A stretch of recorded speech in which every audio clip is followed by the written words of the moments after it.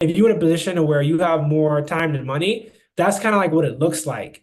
It's managing people, is taking the calls, dealing with residents, dealing with all of these things that some people may not want to deal with if they're a passive investor. But if you're on the active side, that's just what it looks like. So I was there, majority of the week I was there. And that's what was Okay. part of my management company, as a matter of fact. Because I was there so much, I was just like, why am I paying a third party manager? I could just start my own company, and start building out a business.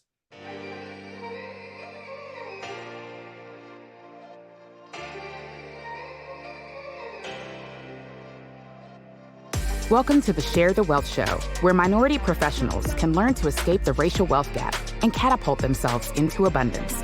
Your host, Nicole Pendergrass, grew her net worth from being negative to multiple six figures. Join her on her investigative mission to expose secret strategies of the wealthy so we can all have the tools needed to build the life and legacy we were created to possess. Now it's time for the show. Hey guys, so we're back again. This is the second part of the episode with today's guest. I need you, if you have not heard part one, go back to the previous episode and listen to that first, and then come back and join us here today. You need to hear the whole conversation. This is why we split into two parts. There's so many nuggets. It's so juicy. Go back and listen to the first part. Okay. And with getting those units filled, was it difficult finding good tenants to put in there so that you didn't have repeat of like non-paying or deferred rent payments and things like that? Yeah, I think if I could do one thing differently, I think I would have gotten more Section 8 residents, because the demographic I was in is just they don't pay rent over here. Just to say it frankly like that. I mean, you have a small percentage. It's all a numbers game. And that demographic, you just have a small percentage of people that's gonna do right. That's just how it was. It don't matter how pretty the property is, it don't matter how nice the manager is, because of the demographics in that location, it's only a small percentage of people that's actually going to do right. So if I could do something differently, I probably, because when I heard Section 8, I was just like, okay, these people are going to break up my unit. You know what I'm saying? They don't care because they ain't paying anything. And I was wrong, because we have Section 8 tenants now, and they actually really good tenants. It's just everyone is different. Just because you have Section 8 don't mean you a bad person, but you do have bad people in Section 8, just like how you have bad people that's just renting an apartment regularly. So it's just Yep. like, okay, that's what I would have done differently, I would say. I would have gotten more, because although we got people in that were paying, we also got people in that we had to evict, that we had to get creative and do cash for keys agreements with. We had more Mm, we had more of those people coming in, and more people coming in and doing right. okay. Yeah. Yeah, It was a yeah, challenge for that's 2 years. It was like an ongoing challenge where we may have filled up 5 units, and two out of them five is people that's going to do right for the long haul. One is going like mm. ready to do right. The other two, they ain't gonna pay you. Yeah. So Oh God.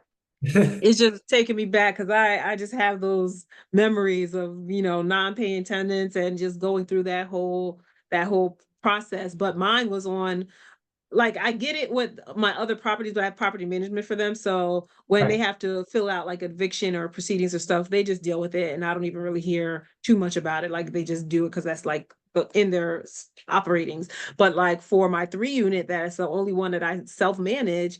I had to do that, but that's different than having to do it on 5 units and then 3 of them pay, one half pays, and then the other two don't. Like that's a lot. Oh my gosh, I'm just thinking about like just the stress of that. And even if you're doing that full time, that's still a lot to deal with. So, how do you have, I know I'm even getting off tip because I want to get back to like some of the numbers on this deal, but how do you have the wherewithal or the fortitude, not fortitude, but like the why behind all of this?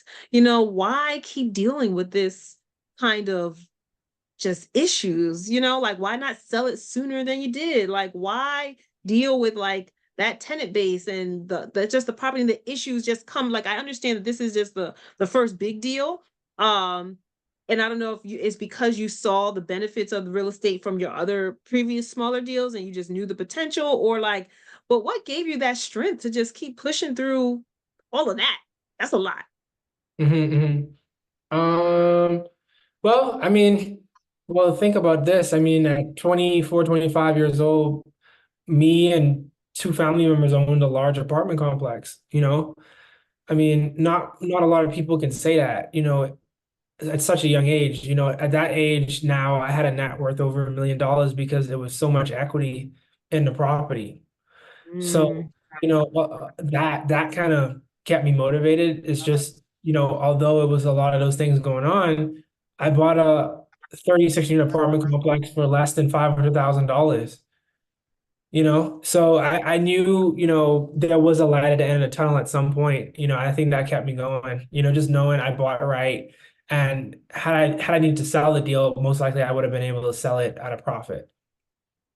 I just love that. It's like, is this the ideal like generational wealth, but like while you all are still living Right. together, like doing that. That's crazy. And for that one property to, because if you have $1 million net worth, for people listening, if you don't know, that means that now you're accredited and you're an accredited investor, which just puts you at just like a different level and gives you access to a lot more opportunities out there in the marketplace that if you're non-accredited, you don't really have access to. So there is a thing in market and investing where the more money you have, the more opportunities, and not money even like it's money in hand, but that net worth really counts when it comes to Right. the financial institutions and financial strategies, and you have access to particular types of just opportunities, investment opportunities.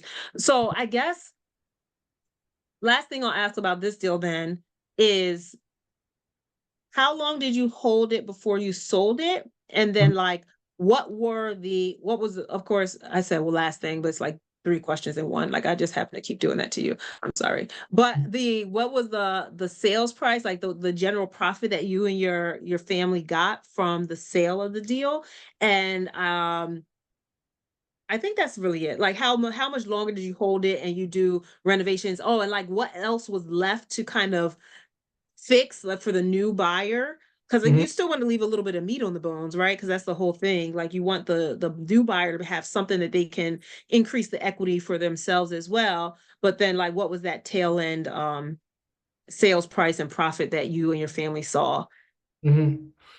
Yeah, so before we get into sales price, so when we had refinanced the deal, we got it to about 80% occupancy, when we Oh, good. refinanced with conventional. So it Yeah. wasn't quite stabilized, but it was in a much better position than, it had been in the past. And then also because of the low cost basis, we had more cash flow too, because the mortgage payment was so low and we had so much units. So by the time we refinanced, that was ray of hope right there, because we went from paying at 15% interest to 4 point, I think 75 it was, or 4.65. It was sub four. I'm sorry, sub five. It was a sub five Yeah. rate Yeah. uh with a local bank. So when the guy was coming in to buy it, that means like roughly 20% of the units still needed a good amount of work. And we weren't able to finish it because, one of the mistakes I made on that deal was I didn't have enough capital, like for hard money, like I'm sorry, for construction. So, I didn't go in with enough meat on the bone as far as the budget is concerned to renovate the units, because as we started getting through renovation, when you're dealing with a property that scale, you only can predict certain things. You have your controllables and your uncontrollables. There's no way I could have predicted that we would have had like 3 or 4 sewer line breaks. You know what I'm saying? There's no way I could have predicted we would have to spend an extra 20,000 on electrical upgrades because the city permit laws changed and they were Mhm. requiring us to upgrade the units to like this type of breaker box on the outside. So it's just like those things you can't really, it don't matter how savvy or how educated of an investor you are, like when you're dealing with a heavy construction project, you ain't never gonna have enough money. So, for us, it was just like, okay, we have two options. We can either put up more of our own money in the deal, or we can kind of like get out of it. So we held that deal for 4 years. 4 years is the whole frame. So during that time, we bought it, we renovated it, we refinanced it, got it to a semi-stable place from where it was, where Mhm. we had enough revenue coming in to where we could sell it at a decent rate. Now as far as the sales price, we sold it for $1 million. We bought it for 376. And we had about 150,000 in it, and our equity multiple was 2.3. So that means that we had more than doubled our money before taxes on the deal. So that's kind of like what I know off the fly with the Yeah. deal. But it was a fluctuation at the end, and I think a lot of it is attributed to, what we bought it for, and then my activeness during the whole period. Like I wasn't like a passive investor. I was there like every day basically. It started out as every other day until I realized that I needed to be on site more just because the contractors needed to be held more accountable. Looking to build wealth with real estate? Are you all tapped out on YouTube University and ready to get help tailored to your specific situation and goals?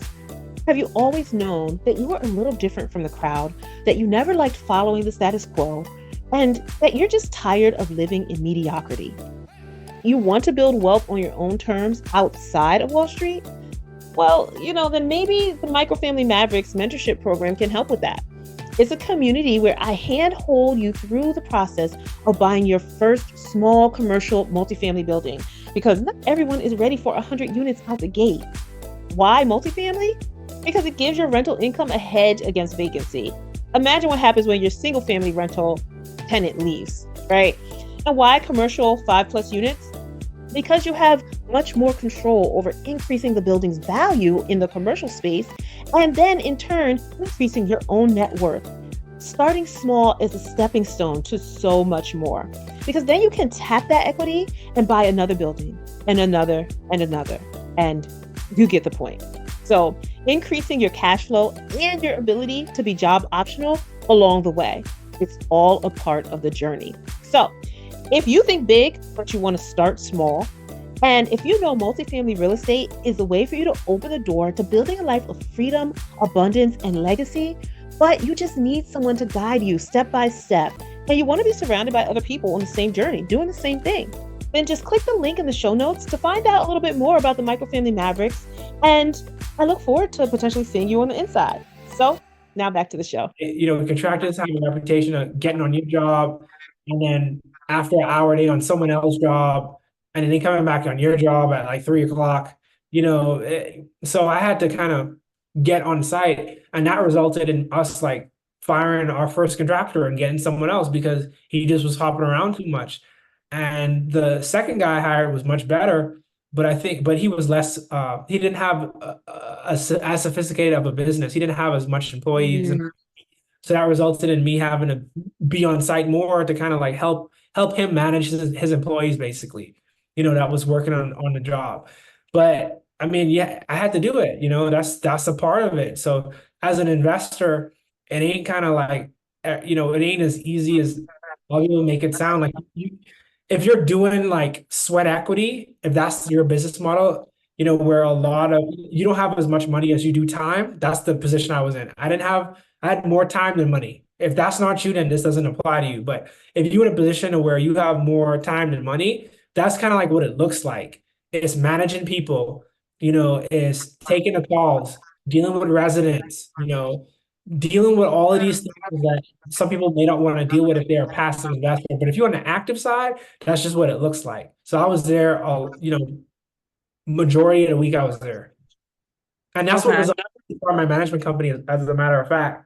Because I was there so much, I was just like, why am I paying a third-party manager? I could just start my own company, and start building out a business. Oh, you know what? That was literally the next question that was going to come out of my mouth. Is like, is that how you form the property management company? So you're telling me all this time while you're on site basically every day and managing most of the stuff that's happening, you also had hired a third-party property management company? Correct. Yeah. I hired a third-party company, to deal with the tenant base because I was more on the construction side, less on the management side. You get what I'm saying? So I was more managing construction crews and the project itself. And then the third-party management company was dealing with tenant concerns, maintenance requests, those type of issues.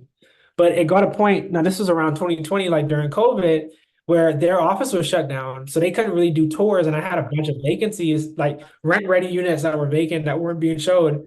So I had looked up kind of like the requirements, to have a mask, to have sanitizing stations, all that kind of stuff. So I picked a model unit and I started doing showings myself, making sure people sanitize, wear a mask, all of those things, right? But I did that and I had filled about 6 units, but because of how the contract was written up, it didn't matter if I leased the units or if they leased the units, they still were entitled to a leasing fee. So I don't know if y'all caught that. Like, so Yeah. I was doing their job for them basically. So I was going in and I was leasing units, right? But still had to pay them as if they had leased it themselves, and the payment was like the first month's rent. So on those 6 units, the rent was like 700 something. This is a lower end apartment complex. So I had to pay them a lot of money, like to rent those units. And then that kind of just was like the light bulb moment for me. I was just like, I know what I'm doing. I've done it on a smaller scale. Why not just take all this money I'm paying them? Because there's a lot of money, and then you still have the set management fee. I was just like, why not just start your own company? And at this time, I had a colleague of mine that I went to school with, and she was looking for a job. So I was just like, shoot, let's just start a management company. I have clients already because I own I own a property. You're your So own client. so we could be our first client and we could just, start this company. So that's how it started.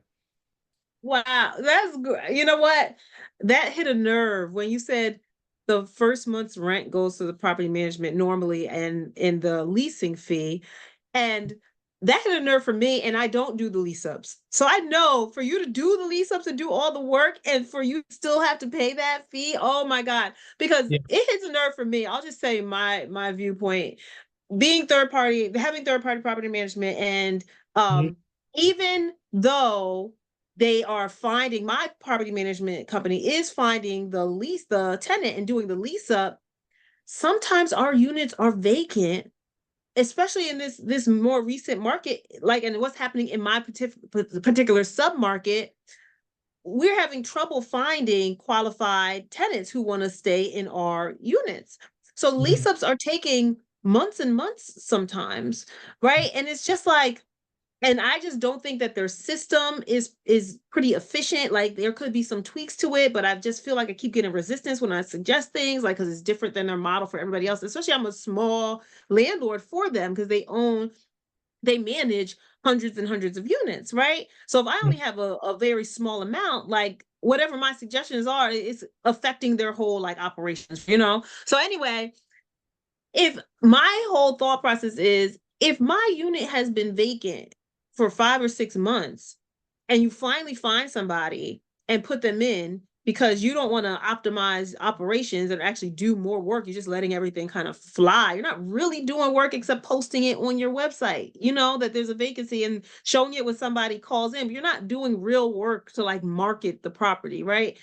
So I'm like, why do you deserve the first month? I've been sitting vacant for 6 months after I spent money on renovation. So I'm Right. already down. I spent a couple thousand on renovation at least. And these were big turns. I actually was spending more than 10,000 per unit on renovation. And then I gotta wait 5, 6 months for you to lease it. I'm paying for getting any income. And then you get the first month rent. Like that doesn't make and it makes me so mad. Oh my God. I don't wanna Yeah. woosah. I'm trying not to go there, and I get to do the lease up, and that still makes me mad. So that's a nerve. I have not been able to come up with a common ground, kind of something that we can negotiate with the next time I have a property management company in a new market. Like, how Mhm. do I negotiate that? Like, Mhm. if it takes you more than a certain amount of months to Mhm. find a tenant, then why should I be paying you a leasing fee? I Mhm. don't get it, but I also don't want them to rush and just put anybody in there. So it's like a double-edged sword. Yeah, I don't know. I'm so it's sorry. a challenge with management. So I'll say this. So if let's do some like I guess like quick math, right? So Yes. if you have a management company that you have a single family house and your rent is $1,000 in the house and you're charging a 10% management fee, what's that, like $100 a month? Yes, $100 a month. Yeah. Okay. So for $1,200, well, yeah, for $1,200 a year, how much money, I mean, how much work are you expecting them to really do now? Like, you know what I'm saying? Like, it's twelve hundred I dollars. know. So so I so know. so here's the difference. So your question was, how do you, get them to provide a better service? Scale. So if you Yeah. have scale, you're gonna get premium service because you're bringing in more revenue for them. But when you don't have scale, is either gonna be you putting in that sweat equity yourself, or you just chalking it up to, hey, the property, you know? So that's the challenging part. That's the only downside I would say to owning smaller properties is just like to manage them. It's either you're gonna be you at some point you're gonna have to involve yourself because there's not enough meat on the bone to have to just make it completely just, hands off. Are you enjoying this episode? Then stop what you're doing right now. Head over to Apple Podcasts and leave us a rating and review. It really helps our show get pushed to more people who are looking for the information that we're sharing here. We have to share the wealth. If you listen to us on YouTube, make sure you like the episode that you're listening to right now and subscribe to our channel. Then share the channel with somebody else. There are people out there looking for the information you're listening to right now. So make sure you share it with someone who you know needs it. Now, back to the show. The more scale you have, the more hands off it can be because you can now pay people, right? So Yes. that's not to shy anyone away from it. Just understand, like, if you're building like a smaller unit type portfolio, just keep in mind that you are gonna have to involve yourself a little bit more, or you can get creative and like hire. I haven't done this, but you can get creative and like hire like the VAs and all of the virtual and technology that you have right now. It's like probably like a lot of things that come to mind that can actually be outsourced virtually. So any real estate is better than no real estate. That would be my take on it. Yep. That's the Mhm. biggest take. I love that. That any is better than none. So that's another thing because one of my things is starting small just to get your foot in the door as a stepping stone to being able to scale larger, right?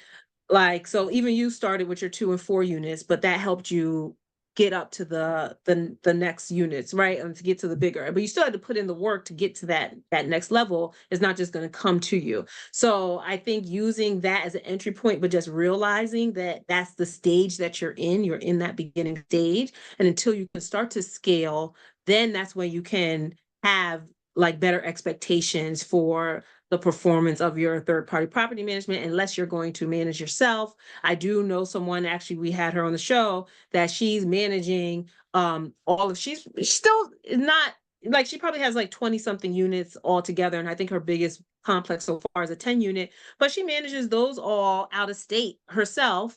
Right. So Mhm. it is possible, and she probably could scale up to a certain amount that before she needs to bring in a third party property management company. But systems and tech and all that, and there's more tech now to help you with automation and system, but you're still basically managing it yourself if you want to implement the systems. So you just have to understand what it entails and what you would want to do as far as like your activity in the being hands-on management part of it. So there's a lot, like I said, like you said, there's no having some real estate is better than none, and honestly there's no one right way to do it. Everyone tries Great. different things and has their own experiences, like, and opinions based on their experiences. So Right.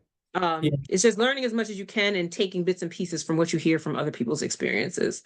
I totally agree. And then also, you have to know kind of like what kind of fits what you like. So real estate is a vehicle of wealth, right? So it's just like, what is your goal with like, what are you trying to accomplish with the real estate too?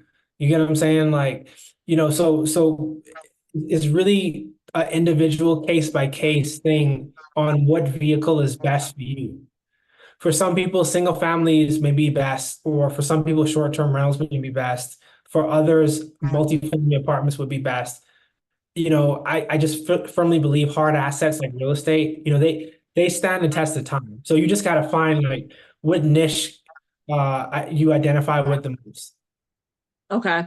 I definitely 100% agree with that. And now, look, I do want to get to, so since that 36 unit and you sold that, what have you done so far? I know like you have also done some syndications and raised capital from passive investors. But what other assets have you purchased since then? What's your portfolio look like now? We sold, so that 36 unit deal, remember that one I sold. I also sold my 4 unit because it burnt down. So we sold 42 units last year. And the focus this year has been on operations. I'm also looking to do some third party management in the future as well. So operations, and then like growing out the third party management company as well. I would say is like the focus right now. Because I haven't really seen anything, lately, that fits my buying criteria. So I've just been focusing more on operations, and then, I would like to, eventually start like taking on third-party clients. That's what I would like to do.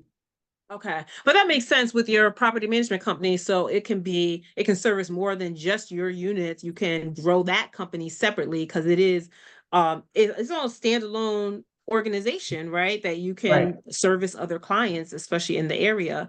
Um, what is your buying criteria, and what is it that you've seen in the market as far as like pricing and what returns are being offered, and like how far off are you with like what you would be able to offer on deals if you're as you're looking at them? Well, I'll just talk about one metric, the average cash on cash return. So typically we look for 6 to 7% in our market. B class area, C or B class property is really the buying criteria. Mm. And I can get into all the other metrics, but I just want to focus on one. So Yeah. what I've seen in the past is we were able to, attract investors with like around 6 to 7%. But because of where the market is right now, and the fact that banking rates have went up, Yeah. so they're offering more on CDs, they're offering more on money market accounts, and it's less risky than real estate investment. So real estate is an investment vehicle, it is a low risk vehicle, but when you compare it to like more traditional types of investment, it is still carrying risk because you have things that happen. So we're having to kind of compete with that. So now I'm seeing, you probably need between like a 8 to 10% average cash or cash to start like enticing people because they're gonna look at your investment. They also gonna look at the bank and they're gonna be like, okay, I'm making 5% with my CD, but if I invest in this deal, I can potentially make double that. Okay, it's worth the risk. Versus, okay, I'm making 5% of my CD. This deal is 6. I'm not really interested in taking the risk for one extra point, Yeah. but I have guaranteed money in that CD versus this one is speculative. Well, real estate is still a Yeah. speculative investment. Like we don't know everything. We do our education and learn the market and to mitigate our risk, but it still is more risk than the traditional ways to, banking, I'd say. So being that we have to compete with that now, and my underwriting has kind of shifted to 80%, I haven't, as of right now, this is being recorded, I haven't found something right now. So that's not meaning to say I won't find something tomorrow. Yeah. I've consistently bought deals for the past 6, 7 years, one or two deals a year. So we may find one, this year, but just as of right now, I haven't found anything at the moment. Okay. Okay. Well, that makes sense because the market is definitely shifting, and the whole interest rate hike has really been like the main culprit of, because multifamily was just off the charts, but that's the thing. The Fed is increasing interest rates because they're trying to control for inflation. And I think that is part of like, even outside of investments, is really for the housing crisis and for people finding homes to purchase like for themselves and for families and stuff like that. And them price points getting just like out of control, and no one can afford anything. So, I mean, there's so many different things and issues with the economy that pulling one level doesn't solve all the problems. There's so many multiple levers happening at the same time. But in any case, no, yeah, I get that. Your syndications that you did, the most recent one, how do you still are you still holding that, or how is that doing? Yeah, we still holding it. We did a distribution last month. So we still early on in our operations on that one. We're turning the entire tenant base, about 1/3 a year. So yeah, we still operating on that one. Oh, when did you buy it? 2022. Oh, okay, cool. Yeah. Nice. And end of 2022. So like November, December. So basically, It's been 20, like a year and yeah. a half almost. Yeah. Yeah. Okay. Cool. So, okay. So then I guess one of the last questions before I go into the next section of um of the show with the final questions I ask every guest Mhm. is what what is the goal for what is your investment company called? Symmonett Capital? Management, Symmonett Management, and Symmonett Multifamily. So, it's just my name, and then I have a management portion of my business, then I have an acquisitions portion of my business. That's all it is. So, Symmonett Okay. Management, Symmonett Multifamily. That's all it is. Oh. Like you're doing big stuff, boy. All right. So what is the goal? Let's say 5 or 10 year. I know sometimes it's hard for like we're always supposed to be looking out that far, but sometimes it's hard to see like what I really want to be doing at that time frame. But do you have any plans like more immediate once the market kind of stabilizes, as far as goals or like where you want to grow your acquisitions company Right. and your holdings versus and also where you want to grow your management company too? Do you have any goals for that in the near future? Yeah, I'm 30 now. By the time I'm like 35, 36, it would be great to own slash manage about 1,500 units. I think that's a reasonable goal to have, something that's achievable for me personally. So that's kind of like what I'm looking at, so whether that be taking on more management clients or whether that be, buying more deals myself, or a combination of both, I would like to land at around like 1,500 plus units, from, around like 35, 36. Nice. I love that. So if there was anything, someone listening to this episode, what's your biggest need from like I guess networking or resources or what do you think would help you the best getting to that goal? Yeah, I would just say, if there's anyone that is kind of like missing the management portion or operations, but they have the wherewithal to find deals, raise capital, and they're looking at the Birmingham market as like one of their target markets, like definitely like reach out to me and let's network because there could be some synergies there, as well as, if you all know anyone that's looking for third-party management services for apartment complexes in the Birmingham area, please keep me in mind. And then also, I do have some free content on my YouTube channel. I'm trying to grow that. So if y'all want like just to hear a little bit more in detail about my story, how I was able to get into real estate, just some of my life, lessons learned along the way and like all the bumps and hurdles I had to like jump over, I am very, candid, on my YouTube channel and I go into detail, step by step on what I did. So definitely, support of like the socials, would be great as well. Nice. And we'll definitely have the links to all of that in the show notes. So make sure you check out the show notes to get the links to that. So first I want to read one of our reviews from you fantastic listeners there, right? So this review is from Jerome M. And he says, whoa, when I first listened, I was shocked. Nobody is having these conversations in the rooms I spend the most time in. So glad Nicole is bringing together so many great interviews to share with the masses. And thank you so much, Jerome, for that review. Please, if you're listening and you have not left a rating and review on Apple Podcasts or even going to YouTube and doing that, that is very helpful for us. It gets these messages and stories like Eddie's out there more so that in the algorithm, when the people are looking for how to build wealth, how to invest in real estate, and especially stuff that like affects us in our communities, then we can share this information and share the wealth and get it out there more so that more of us can hear the stories and the possibilities of what we can do and what we can accomplish. So appreciate that. Make sure you leave a rating review.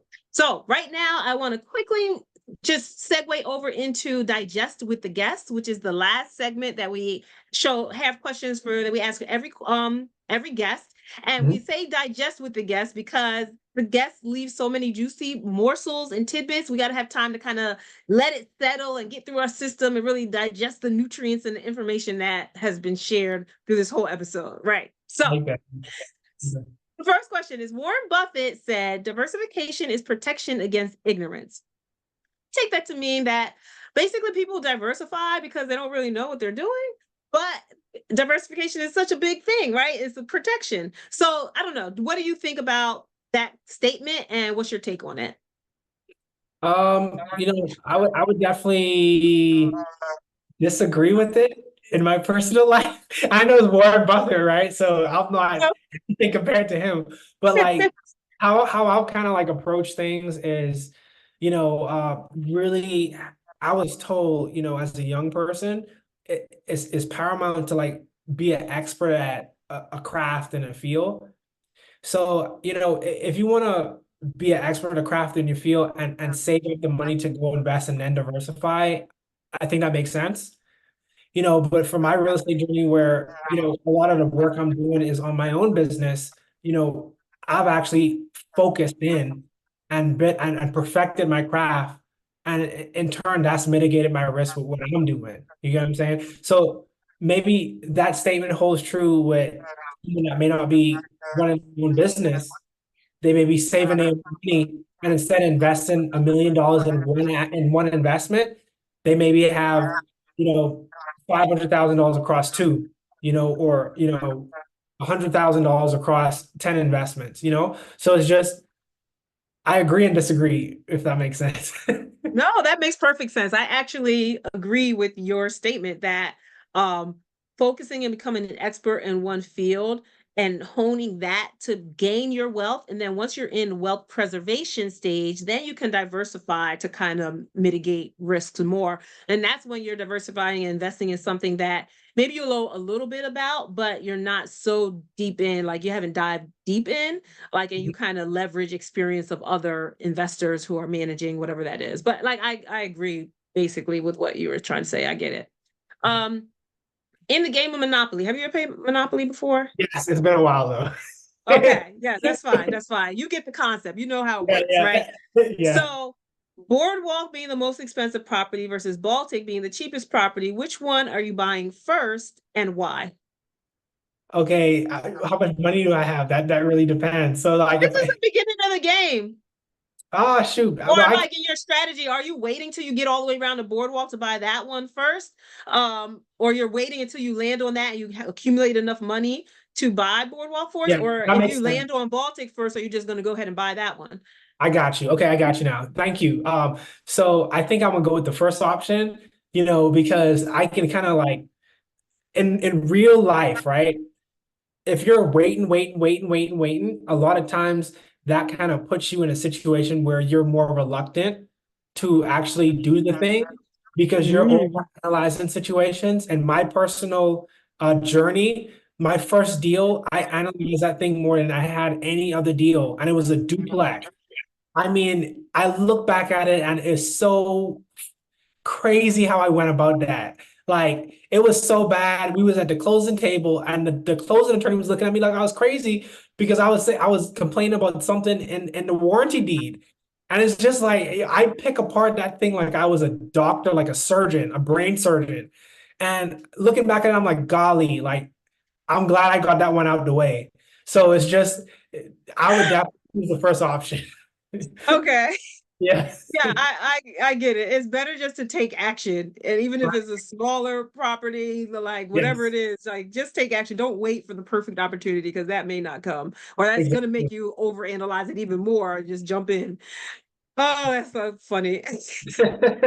Oh, they were probably like, what is the big deal here? But no, I get it. I get it. Yeah. Okay, what does wealth mean to you? So for me, wealth, what wealth creates is time, time and opportunity. And that's really true wealth for me, getting back time and also opportunities. Now on a granular level, that can mean opportunities to spend time with your family, opportunities to travel, opportunities to invest in a startup company, because, even whether it goes boom or bust, you still have that hedge fund, so for me, those that's really what wealth is for me, opportunity, definitely. Yeah, I agree with that. That makes a lot of sense. Okay. So we actually ask each guest to create a question for the next guest. Hmm. And so I'm going to ask you now what the last guest left for you. Hmm. And then in that time, you can be thinking about what your next question is going to be. Okay. But anyway, this is from Demetria.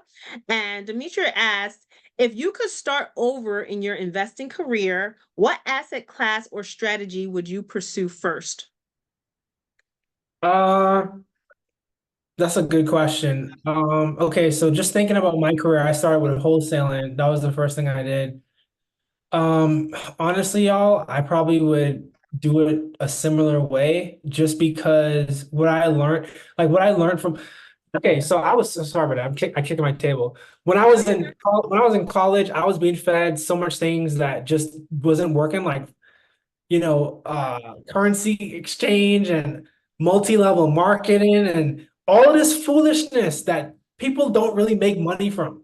So it's just like being able to do my first wholesale deal and see, okay, real estate is actually tangible and I can make money from it. It gave me the confidence to go on to other things. So, if I were to do it again, if I had the opportunity to maybe learn from like a multifamily large investment firm from the get-go, perhaps my journey may be a little bit different. Mhm. But it's really hard to say. I feel like the experiences I went through is what made me where I am today. But maybe that could have taken me a step up, or it could have taken me to where I went in a whole different direction. It was just like, I don't want to invest in real estate at all. So that's a hard one, but that would be my answer. That's true. That sounds good though. Okay. Do you have a question for whoever our next guest is? It doesn't Yes. have to be business related. It could be funny, personal, serious, whatever. Yeah, I do have a question. So if you were able to buy investment property anywhere in the world, where would it be and why? I like that. Mhm. Anywhere, where, and why. Okay. Love that. All right. Yeah. Now, I want to just tail end last question. Where can our listeners connect with you? I know you mentioned a little bit about YouTube. What are your social media handles? We'll still have those in the links below, but just like in case someone's listening, what are your social media handles? What social platforms are you on? Blah, blah, blah. Yes. I'm on Instagram, I'm on YouTube, I'm on Facebook, I'm on LinkedIn. All of them should be at Eddie Symmonett. My name, Eddie Symmonett, Symmonett. Nice. Love it. Nice and easy. Your Yeah. branding is great. Just your name. Just your name. Make it easy. Make it easy. I wish I had done that. But anyway, thank you so much, Eddie. This was like Thank you. really a fantastic conversation. And I know someone got so much like detail. Like your story is just crazy, like the drive and ambition you had moving forward to make things happen and to keep with it. I really hats off to you. You've done some great stuff Thank you here. so much for having me. I really appreciate it. Thank you for this great platform. I think it's amazing what you're doing. I think you're helping a lot of people, so I'm happy to be a part of that. So I really appreciate the opportunity. Thank you. Thank you. I appreciate that too. And I'll be talking to you soon. See you at the next event, DCRE in the summer. Yes. But we'll be in touch. Yes. All right. Thank you so much, Nicole. All right. Take care. Bye. See you later. Bye, everybody. Did you love this episode of Share the Wealth Show? Be sure to connect with Nicole by following her on LinkedIn, Instagram, or Facebook. If you picked up any of the gems that were dropped by today's guest, make sure you not only put them in your bag, but if you know of someone who would benefit from this information, don't keep it to yourself. Share the wealth and make sure to leave us a rating and review. We'll see you for next week's episode. Subscribe so you'll be notified.